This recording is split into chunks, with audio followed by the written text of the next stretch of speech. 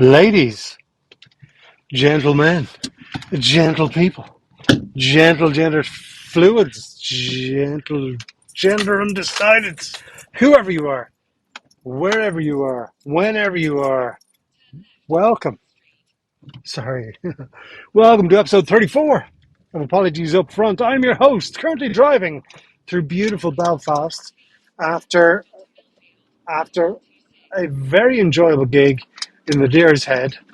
For legal reasons, you have to call me Keego. And yeah, I'm up in the fatherland here, drinking Red Bull on the way home. They speak in feet here. They don't speak. Is it this one? I'm not going to do this one. They speak in feet, not yards or kilometers or whatever it is. Uh, but yes, the trip up to Belfast was not enjoyable. Something I was due to pick up Alex J. Byrne, one of my favourite people, in Lucan on the way out to this gig, thinking we could all go together. It didn't quite work out. So between Bray and Lucan, it was about 1 hour, 40 minutes. So I said, Alex, you have to make your own way there. We're not going to make it. There's a couple of scroats here. I don't know if Belfast uses the word scroats, but delinquent. Jeez, I sound like my mother. Delinquents everywhere. But yeah, I left the house at 4:30.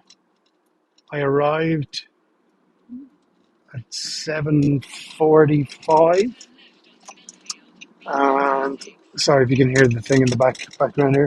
Um, and then I had to go on, and it's a new comedy night, which is great.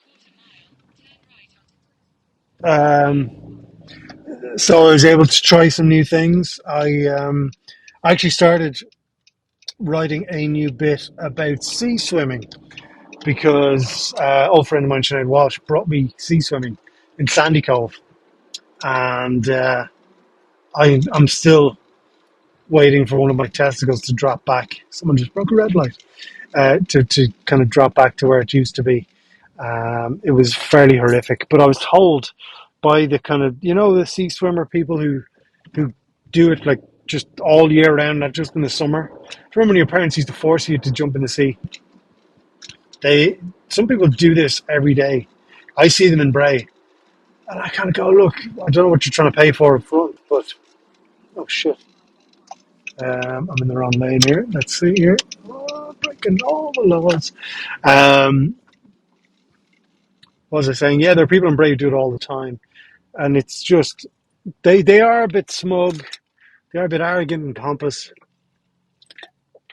So I had to try it, obviously.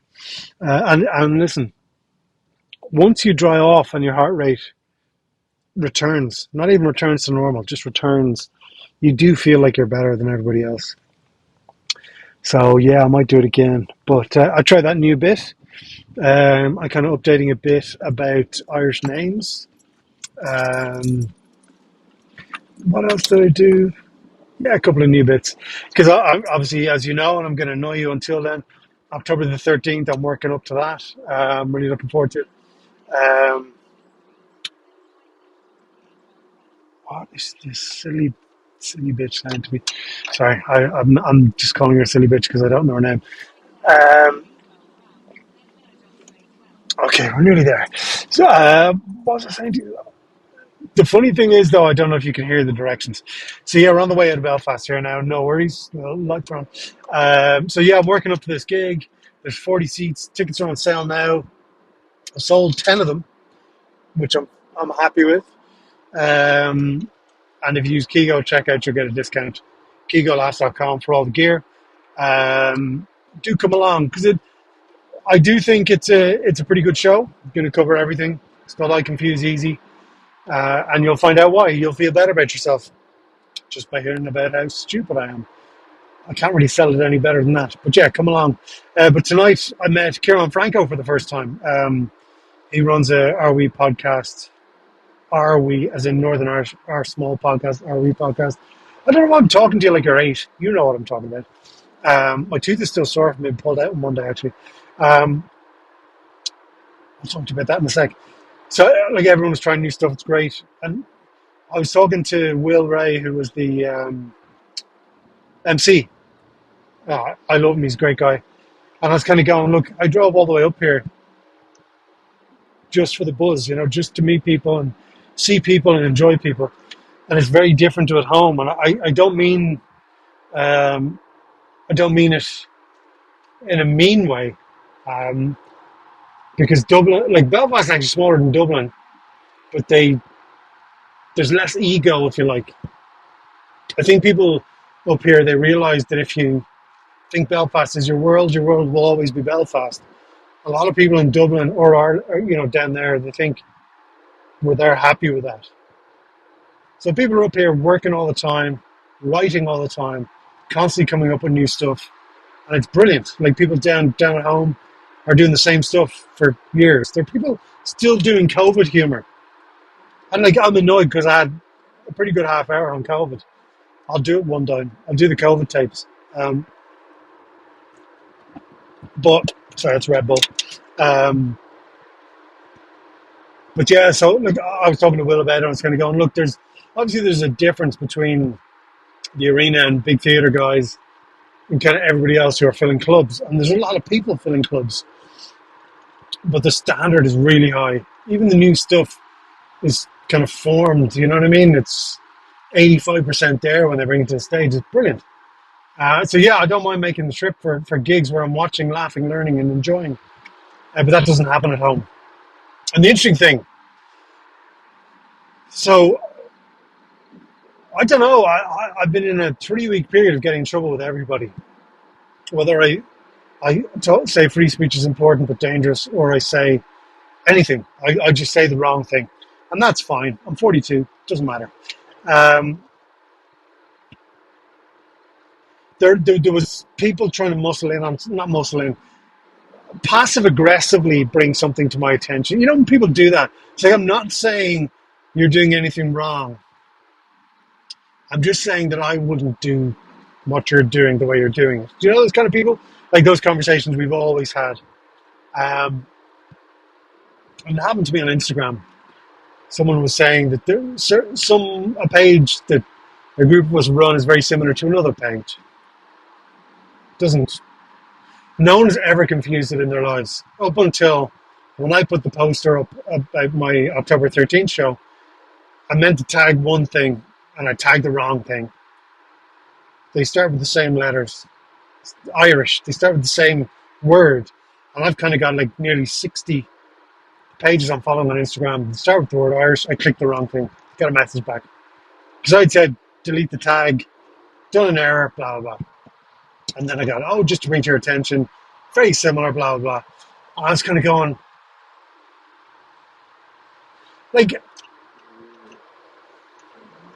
I'm starting to think, and maybe because if you've been listening to 34 episodes of this, you already know. I think I'm an absolute arsehole. Because maybe there's a mental issue there, or what do they call it? The one where you can't deal with social interactions, diabetes, whatever it is. I think I have that. Because I kind of matter-of-factly go, no one's ever confusing pages. No one cares. The only difference is one page shares absolutely everybody's gigs. The other one only shares the arena comedy. That's all. That's cool. And I made sure to show it to a couple of people tonight just to go, look, yes, I know I'm an arsehole. But did I phrase this correctly? But this is going back to if Dublin is always your world will always be Dublin. People are thinking that way. Now, I understand if you run a comedy club, I run gigs every once in a while. A gig coming up October 13th, you definitely should go to it. I understand that is a big deal, and if that's how you put food on the table, that's massive. But it means that that's your physical corner of the world. And anyone who you feel encroaches on that, excuse me, fizzy, is taking food off your table. When in reality, none of it is actually happening. And then you get a dopey 42-year-old who really doesn't care. Like, as long as I'm not trying to hurt your feelings, then we're good. Like if something I say hurts your feelings and it's not my intention, you bring it to me, I'll fix my behavior eventually because I'm a man. It takes us a while. You hear me, ladies? Yeah. I don't really know what I'm trying to say here, guys. Just without sounding like the old dickhead. Like in the last little while, I've started to realize that I think part of the reason, I'm not talking about conspiracy theories and to keep us working, to keep us down, all that sort of bullshit. I think the way to kind of relative mental happiness, because I don't think it would be healthy for us to be fully mentally healthy. I think there needs to be a little bit of aggression in us, a little bit of anger in us, a little bit of craziness in us. There's going to be certain things we just don't understand. Sorry, everyone makes it Sprucefield. Where am I, guys? This might be my last will and testament here. Sorry. So what I was saying was, I, I think. Oh, sorry, she's going to talk to me again. Uh, A1. Okay. So, I think I think a little bit of anger is good. I think it's good. Like it's obviously it's all without getting into stupid gender bullshit. Part of what makes a man, aside from a penis, like a penis is relative. Tiny penis is basically a vagina. Massive penis is useless. No one. We were talking about it a couple of weeks ago, right? And I watched it again for education purposes. This, what's his name?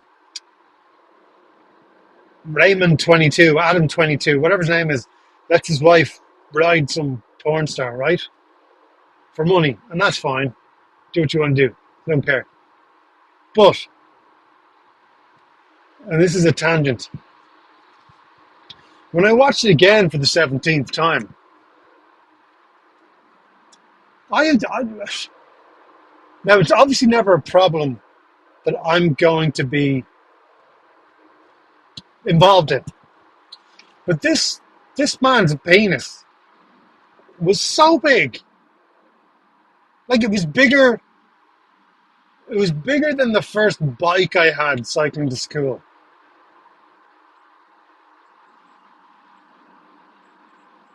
If you heard that, that's hilarious. Even the GPS wants me to stop talking. That's a clip. Um, and you're kind of going, right, there's nothing. And again, I'm a man, so I don't know, right? I don't know. So yeah, Keegolaughs@gmail.com. Let me know if your fella had a, a 10-inch penis. And I'm not saying this so that you're going to say, Keego, it's fine. I'm sure yours is okay. I know it's not. I can try hard. I'm good at the foreplay. I've got 3.5 plays. Like I'm good at.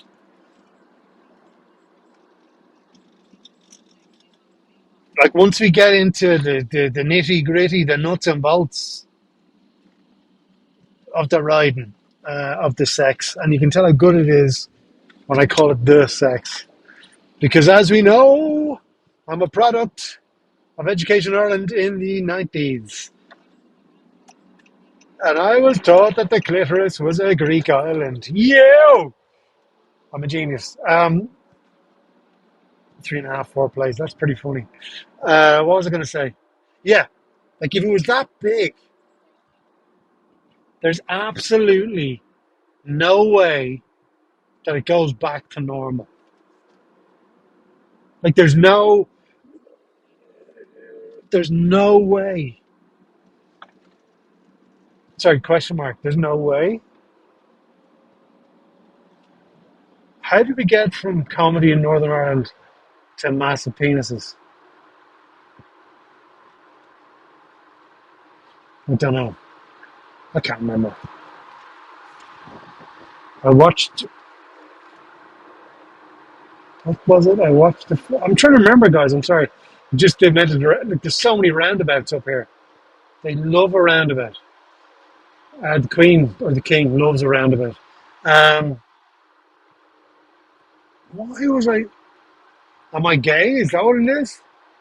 Nothing wrong with that, of course. I can't stop talking about penises. I can't remember. I'm sure it'll come back to me. I don't know. Um, yeah, it's really gone. I think I went to the dentist on Monday. Um,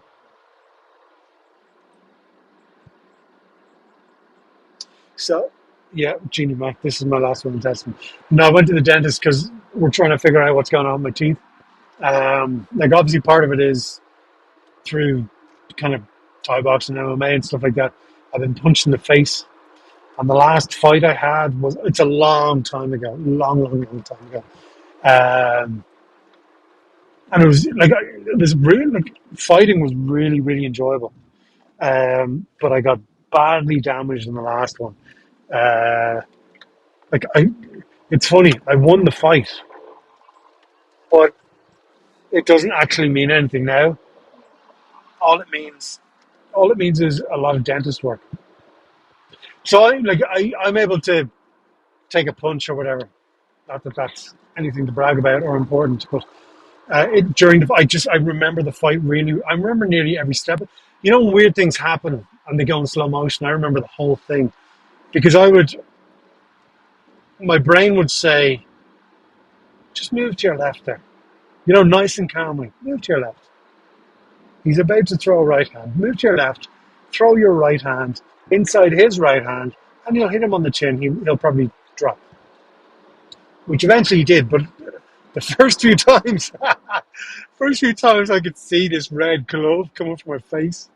My brain's going, just, just move a couple of inches to the left. It's grand. We have plenty of time as it's coming towards us. Okay, you're just taking it all in. Just move over to the left and throw your right down the pipe. No problem. Move to the left. Move to the left or he's going to hit you. And boom, he hits me. And I saw a flash. You know, like just a really, really bright flash. I was like, oh, I'm in trouble now. The fight continues, kicking, blah, blah, blah. And it happened again. And my brain's gone, now, it happened before. What I need you to do, when you see his shoulder move, he's thrown his right. What I need you to do is go out to the left by about 3 inches. It's nothing. 3 inches. Okay? You do that, throw your right hand down the pipe, and you clock him in the chin, and he's done. Because we've been working on that. Because we know this is what's coming. Okay, the punch is coming. You can see the shoulder twitching. It's okay. Now, get ready to shift over, wait onto the left side, pop that right hand down the middle. Okay, it's getting a bit closer now. I see you're trying to remain calm. That's fine. Just start moving now. Okay, he's about to punch you. Bang. 2, 3 times. And so, like, I can't open my mouth fully still from the fight. It knocked the hinge at the back of the jaw, knocked it in the second round. I heard it just pop. And whenever I would try and close my mouth, I was grinding. So I kind of looked like a weird sex doll kind of thing. Constantly looked surprised in the corner when the coach was giving me advice. I was like, I couldn't close my mouth. So yeah, it was very funny. I was drooling all over myself as well. It's funny in retrospect now. Also explains why I'm such an idiot. But in the third round, I got him. The third round, eventually, my brain caught up. My body caught up with my brain. But the problem was when he hit me and knocked the jaw out. It was also 2 of my teeth, 2 of the whatever they're called, the molars, kind of cracked, if you like. So just below between where the gum line is and the tooth, they just cracked. And like the adrenaline was there, I didn't feel it, blah, blah. But the problem was I left it too long. So, okay, as soon as you have the fight, the adrenaline's there, you go have your shower, you clean up, you celebrate, you start drinking. And because you've had a fight, you're drinking heavily, you haven't eaten properly because you've cut so much weight because you're an idiot. You don't pass out, you fall asleep. I passed out. Anyway, so days later, obviously I woke up in the meantime, but I go to the dentist, right? Maybe a week later. I think I went back to work and then it was just, the pain was too much. And so I went and the dentist took an x-ray. And so obviously I'd gum problems before then, but the dentist said, listen, we have to take all of your teeth out now and give you dentures. And this is years and years and years ago. So I've been dealing with that kind of gum issue. Mum had it, the old man has it. I've been dealing with this for a long time. And so over the past 2 weeks, he's taken out two of these molars on the other side. And they were cracked way back when I was a pro wrestler. And again, this is a funny story in retrospect, but back then it's stupid. So back when I started wrestling, which, you know, the whole COVID stuff, which when it's right, there's nothing better. But I never grew out of it. People would grow out of it and start watching football or something real. I kept at it, went training, went to the UK, ended up working all over the world. I was okay at it, just not good enough to make a living. And I kind of went from that into Thai boxing. I didn't want to be fake fighting half naked in front of strangers. It wasn't that cool. And I was getting too old. But way back in the day, part of the training, which I enjoy now because I do it as part of jiu-jitsu and wrestling and things like that, like amateur wrestling and training. Excuse me, I have some more Red Bull. But what they call it in way back in the day was they call it shoot wrestling or hooking. Now, hooking is not what happens on Leeston Street. Hooking is a way of, you know, getting someone in a position to show them that wrestling is real. So it's kind of maneuvering the wrestling holds you see on TV into something resembling real pain, using bits of amateur wrestling, bits of jiu-jitsu, all that sort of stuff, bit of judo, all that. So I was doing whatever they call it, shoot fight, shoot wrestling, whatever it is, back in the day, part of the gym, everyone in the circle, you do it. And it was grand. We were working away, messing around, trying to break each other's necks. And he got me in a front face lock. So basically, he's facing me. He's hooked his left arm over my neck. So my head is facing the floor with my back of my neck in his armpit, if you like. And you're supposed to pull up on the windpipe, like use your other arm for leverage. Doesn't matter, but it's a choke as opposed to it's a air choke as opposed to a pressure choke. But he wasn't able, because I had my chin tucked. He had basically gotten the point of my chin, and I guess he was trying to push the point of my chin through my two eyes, that kind of direction, right? And the pressure was such that two of my back teeth cracked. And so that happened when I was 21 maybe, 21. So there's holes in my teeth. So I think that's a massive part of where this gum infection came from. I don't know why we went from a gig in Belfast to silly people running Instagram pages to massive penises to gum disease. We're covering it all here on this podcast. But yeah, I think that's when the infection started. But the other side was knocked out by the guy in the fight. And then he took out the two teeth that were cracked when I was 21. So the first one was 2 Mondays ago. Second one was Monday just gone. I feel grand, no problem. No sensitivity, not that anyone cares. I'm going to go to Turkey and get turkey teeth and a bigger cock. But I can't remember what I was going to... I had a whole thing lined up there, guys. It was probably going to be really wise. It's gone. Vanity's weird, isn't it? Because I don't think of myself as a vain person.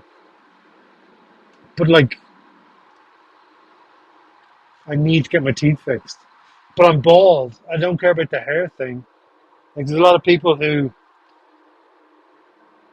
kind of lose their minds when they go bald. They try and hang on, kicking and screaming. I was never like that.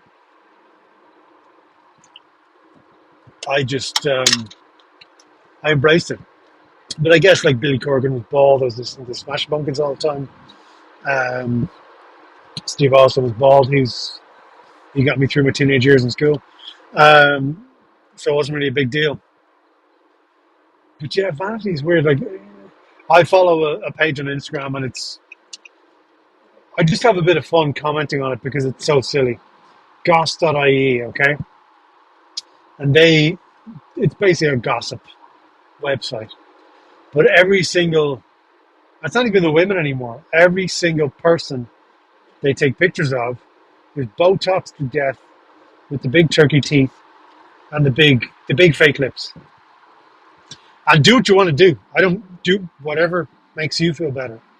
But a lot of these people are selling kind of self-help, be healthy kind of stuff to women. Most of the fellas in there, like, and again, I'm not the target market, obviously, but like the fellas on this website, Goss.ie, they're all from Love Island. Most of the pictures that go up, they say stars of Love Island. I've never watched it, don't know what it is. Love Island is Inishmore, but like they couldn't sell me anything. Like there's no hair product, skin product. Maybe I should buy some, but like I'm not the target market. I have 4 abs. No, another 6 in there, but I have 4 visible abdominals. That's fine. I don't need the extra 2. If I was to ever fight again, I am really getting the itch. Now that those 2 teeth have been taken out, I kind of go, yeah, the rest of my teeth are strong. Let's do it. So then I might need Botox afterwards. I don't know what I'm talking about, guys. I think that's what this podcast should be called. But, oh my God. Sugar-free Red Bull because my body is a temple. Um, what was I going to talk about? There was something I wanted to talk to you about. Oh, there's a great meme, my favorite meme. You'll see it on my Instagram at Keegolaughs. There's a picture of this couple who were staying in a hotel. And the whole story, it was the Daily Mail or something. They don't know how this 200 quid's worth of porn ended up in the hotel bill. Just go on my Instagram. You don't even have to follow me. If you like the picture, then you have to follow me. But there's a picture of this really old couple. She's holding the hotel bill. The look on her face going, I don't know, I definitely didn't order Schindler's Fist or whatever the film is called. But the guy behind her has a look on his face that only us fellas know. You know, we always think or hope that the porn ordered will show. Now, okay, this is obviously a long time ago. You don't order porn anymore. Sorry, there's a sugar police line up here. You don't have to order porn anymore. It's all on your phone. But what the hell's going on? Sorry, guys. Hang on. Oh, oh my God. Fairly bad accident. Jesus, hope everyone's okay. Um, yeah, this is probably why you shouldn't be podcasting while driving home. Um, what are we talking about? Big penises? Can't remember. So basically what we're taking from today's episode. Northern Ireland is great. The Northern Irish comedians are brilliant. Now, as Will said to me earlier on, like there is a bit of rose-tinted glasses there. There is politics everywhere, as there is everywhere. And like I'm coming in from Bray, where there's already enough bitchiness. But I'm coming in from Bray, everything looks better, you know? But it's all relative. I think if you're following a lot of comedians, whether they're like arena comedians, club comedians, or open micers, and they have clips up that you like, share them. Because there are too many people who won't share stuff. That's the problem. So that was one part. Second part, what we were talking about, big penises. I'm fairly certain I didn't mention anything too that cancelable. You know what I mean? Unlike the other weeks. What did it say? Sometimes I think I might need to get a guest on here just to have a quick chat because just to keep me on track.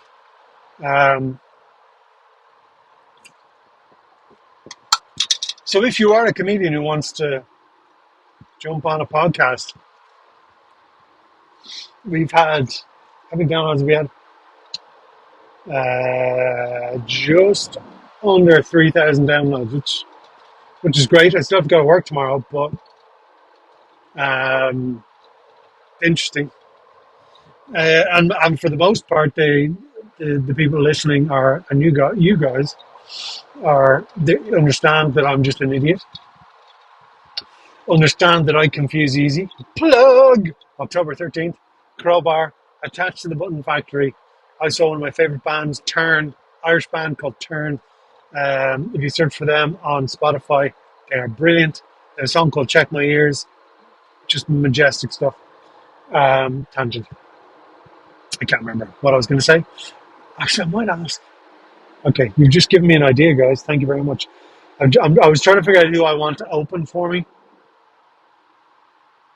I might see. Yeah, okay, you got me. But anyway, yeah, go to that gig. Invite all your friends. We'll have a few pints after. Um, what else? Next Wednesday, the 13th of September, I'm headlining in the Harbour Bar for Good Crack Open Mic, or Good Crack Comedy Club. It's not an open mic anymore, it's a comedy club, which is going to be great. Hometown gig. Do come along to that. Much like October the 13th, like it's basically going to be, you're either going to laugh with me and enjoy it, which is great. Obviously, that's what I'm going for. Or you're going to laugh at me and say, we told you so. You're not funny. Either way, you're going to win. So pop along. It's actually free entry on Thursday, or Wednesday, Genie Mac, Wednesday the 13th of September.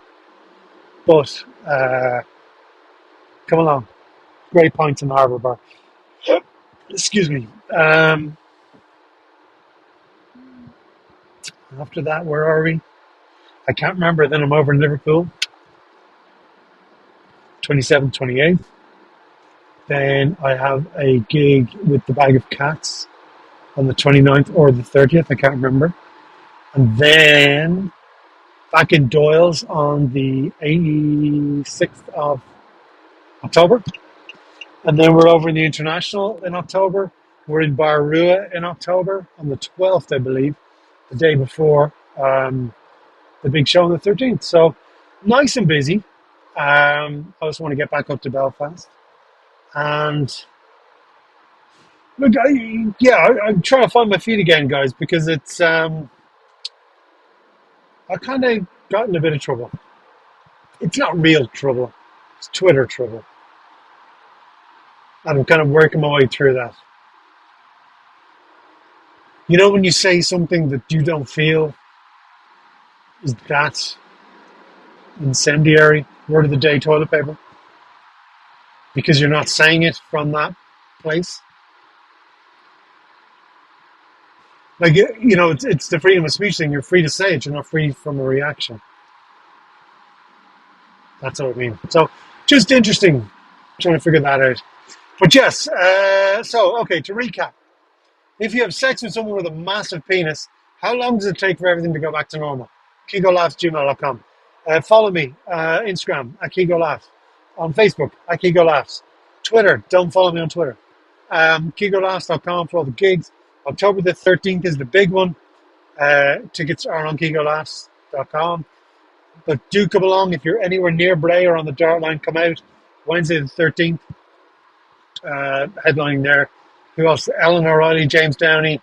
A load of people that I can't remember now. Apologies, but it's going to be a great show. And listen, it's Wednesday, okay?